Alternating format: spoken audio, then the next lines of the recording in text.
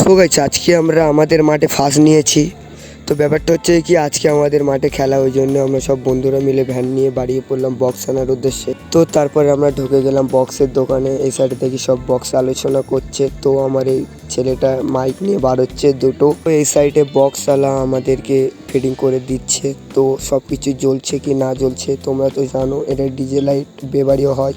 তো সামনে যে দুটো বক্স দেখতে পাচ্ছ, এই দুটো বক্সই আমাদের এই ছেলেটা দেখছে। তো সবকিছু চেক করে নেওয়া ভালো। তো এই সাইডে প্যান্ডেলের কাপড়ও নিয়ে নিয়েছি। তো তারপরে এখন ভ্যান নিয়ে আমরা যাচ্ছি বাড়িতে। সবকিছু নেওয়া হয়ে গেছে। আমাদের বাড়ির রাস্তায় লোক দেখো কত। তো তারপরে আমরা চলে এসেছি মাঠে এখানে অনেক ছেলে পিলে আছে।